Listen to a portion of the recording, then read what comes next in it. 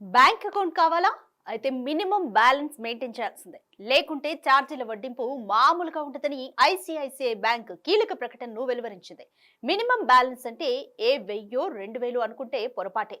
Savings account లో minimum balance 50,000 రూపాయలు ఉండాలంటూ ప్రకటించేసింది. దీంతో ఐసిఐసిఐ బ్యాంక్ లో సేవింగ్స్ అకౌంట్ ఉన్నవారు ఒక్కసారిగా షాక్ తిన్నారు. ఇకపోతే ప్రాంతాలను బట్టి మినిమం బ్యాలెన్స్ విలువను మారుస్తూ వచ్చింది. ఐసిఐసిఐ బ్యాంక్ తాజాగా తీసుకున్న నిర్ణయంపై విమర్శలు వెల్లువెత్తుతున్నాయి.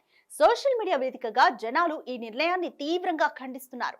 ఈ విషయంలో రిజర్వ్ బ్యాంక్ ఆఫ్ ఇండియా తక్షణమే జోక్యం చేసుకోవాలని అభ్యర్థిస్తున్నారు. ఐసిఐసిఐ బ్యాంక్ అధికారిక ప్రకటన ప్రకారం మెట్రో నగరాలు, అర్బన్ ప్రాంతాల్లోని సేవింగ్స్ అకౌంట్ హోల్డర్స్ తమ అకౌంట్లో నెలకు సగటున 50,000 ఖచ్చితంగా ఉండేలా చూడాలని తెలిపింది. గతంలో ఇది కేవలం 10,000 రూపాయలు మాత్రమే ఉండేది. అలాగే సెమీ అర్బన్ ప్రాంతాల్లో నివాసం ఉండే ఐసిఐసిఐ బ్యాంక్ కస్టమర్లకు కనీస బ్యాంక్ బ్యాలెన్స్ ను 5,000 రూపాయల నుంచి 25,000 రూపాయలకు పెంచారు. గ్రామీణ ప్రాంతాల్లోని ఐసిఐసిఐ బ్యాంక్ కస్టమర్ల నెలవారీ మినిమం బ్యాంక్ బ్యాలెన్స్ 5,000 రూపాయల నుంచి 10,000 రూపాయలకు పెంచారు. ఆగస్టు 1 తర్వాత నుంచి చాలా బ్యాంకులు తమ ట్రాన్సాక్షన్లు, పేమెంట్ వ్యవహారాల్లో కొత్త మార్పులు తీసుకొచ్చిన తరుణంలో ఐసిఐసిఐ బ్యాంక్ కూడా ఈ కొత్త రూల్స్ ను ప్రకటించింది.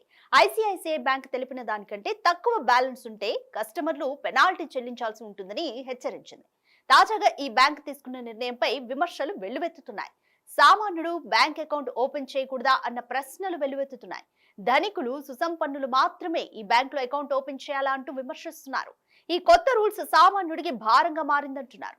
ఇప్పటికే సేవింగ్స్ అకౌంట్ ఉండి లోన్స్ తీసుకున్న వారు అది తీరిపోయే వరకు అందులో మినిమం బ్యాలెన్స్ 50,000 మెయింటైన్ చేయాల్సి వస్తుందని ఆందోళనకు గురవుతున్నారు.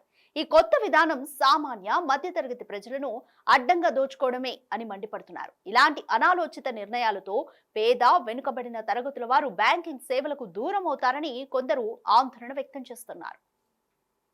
ఓవైపు ప్రభుత్వ రంగ బ్యాంకులు మినిమం బ్యాలెన్స్ ఉల్లంఘనలపై పెనాల్టీలు తొలగిస్తుంటే, ప్రైవేట్ బ్యాంకులు మాత్రం తమ ఇష్టారీతిన ఫైన్లు, ఛార్జీలు, మినిమం బ్యాలెన్స్లు అంటూ అడ్డంగా దోచుకుంటున్నారని ఆవేదన వ్యక్తం చేస్తున్నారు.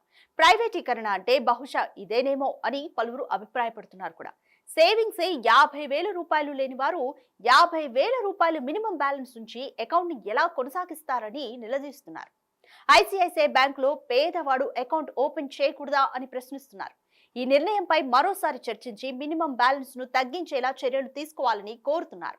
లేకపోతే తీవ్ర నష్టాలు చవిచూడాల్సి వస్తుంది. వ్యతిరేక పరిస్థితులు ఎదుర్కోవాల్సి ఉంటుందంటూ హెచ్చరిస్తున్నారు బిజినెస్ నిపుణులు.